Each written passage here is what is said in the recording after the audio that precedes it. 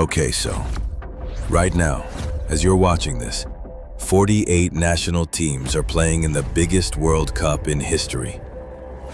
3 countries, 16 cities, an estimated 5 billion people watching worldwide. And here's a question I want you to think about. When you see a player score a goal, whose logo do you notice first?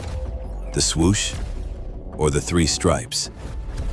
Because that tiny fraction of a second where your eye catches a logo on a jersey, on a boot, on a ball, is worth billions. Nike and Adidas together sell nearly $5 billion worth of football gear every single year. And every 4 years, when the World Cup rolls around, the 2 companies go to war, spending hundreds of millions of dollars each to make sure their logo is the one you remember. Adidas has been in football since 1954. They've been FIFA's official partner since 1970. Nike didn't even enter football until 1994. They showed up 30 years ago and said, "Yeah, we want this too." And somehow, it's now a dead heat. At this World Cup, Adidas is outfitting 14 national teams. Nike has 12. This is the story of how that war started, why it costs so much, and who, if anyone, is actually winning. The year is 1954, Bern, Switzerland. The FIFA World Cup final. West Germany is playing Hungary, and nobody gives the Germans a chance. Hungary has gone 4 years unbeaten. They already crushed West Germany 8-3 in the group stage. But there's something different about the German team's boots. A shoemaker from Herzogenaurach has built something new. His name is Adidas, and the boots he's made have removable screw-in studs. It's pouring rain. The Hungarians are slipping everywhere. The Germans are gripping the turf. West Germany wins 3-2. They call it Das Wunder von Bern, the Miracle of Bern. And Adidas becomes the most famous name in football. That moment is the big bang of the entire football equipment industry. In 1970, for the World Cup in Mexico, Adidas supplied the official match ball for the first time. The Telstar, the iconic black and white ball designed to show up on television. Every person watching the World Cup was watching an Adidas product roll across the screen for 90 minutes.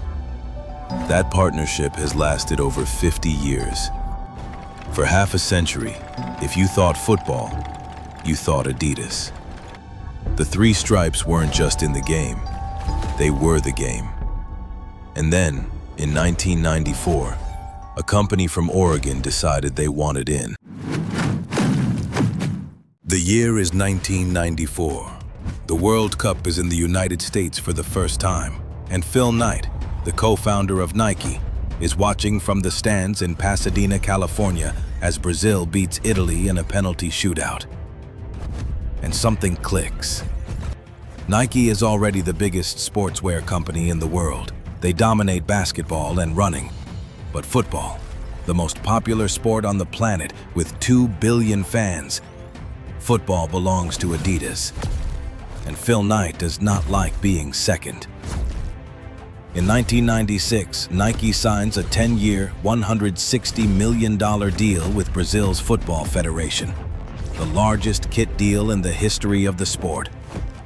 Just like that, the most iconic jersey in world football has a swoosh on it. It was a declaration of war.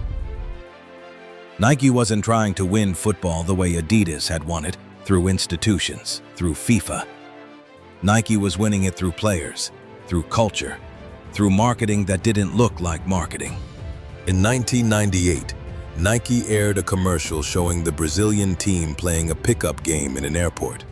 It went everywhere. In 2010, Nike dropped Write the Future, directed by Alejandro González Iñárritu. Nike was not an official sponsor of the 2010 World Cup, but that ad got 30% of all online World Cup conversation. Adidas, the actual sponsor, got 14%. There's a term for this: It's called ambush marketing, and Nike practically invented the playbook. Now here's where the story gets personal. The Nike-Adidas war found its most powerful expression in two players who defined an entire era: Lionel Messi, Cristiano Ronaldo. For almost 20 years, they didn't just compete on the pitch. They competed as brand ambassadors for two rival companies. Ronaldo signed with Nike as a teenager in 2003.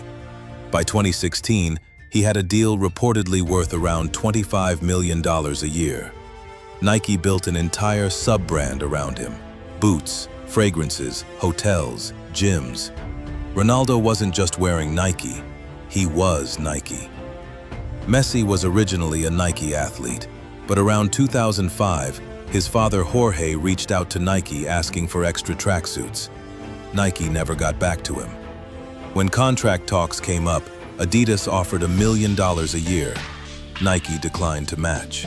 That teenager went on to become the greatest football player of all time. Nike lost Messi over tracksuits. For 2 decades, every Clásico was also a marketing war. Messi wearing Adidas boots at Nike-sponsored Barcelona. Ronaldo wearing Nike boots at Adidas-sponsored Real Madrid. The irony is almost poetic. Every match was 90 minutes of both companies advertising inside the other's jersey. The 2026 World Cup is not just the biggest tournament in football history. It's the most important marketing battlefield these two companies have ever faced. For the first time, the World Cup is across 3 countries: the US, Canada, and Mexico. 48 teams, an estimated 5 billion viewers. Adidas went massive. They dropped a 5-minute cinematic film called Backyard Legends, starring Timothée Chalamet, Messi, Bad Bunny, Jude Bellingham, Lamine Yamal, plus legends like Zidane, Beckham, and Del Piero. Reports say it cost around £50 million to produce, part of a billion-dollar marketing push. Nike is playing a different game. New mercurial boots, collaborations with streetwear designers, product refreshes at 5,000 stores, a marketing budget of nearly $5 billion. But Nike is in the middle of a corporate turnaround. Revenue dropped almost 10% last year. Their stock hit levels not seen since 2018. So the irony is sharp. Adidas, the underdog in overall sportswear, is coming into this World Cup with momentum. Nike, the dominant global brand, is coming in wounded. And the kicker? It depends on which teams win. Argentina lifts the trophy, Adidas moment. France wins, Nike. The brand war is tied to the scoreline. So who's actually winning? If you mean overall revenue, Nike by a mile. $46 billion versus $25 billion. They're bigger than Adidas and Puma combined. But in football specifically, Adidas still has the edge. The FIFA partnership, the match ball, the Champions League. The infrastructure of football runs on 3 stripes. Nike's genius was figuring out that you don't need to own the sports institutions to own the sports culture. You don't need the FIFA logo.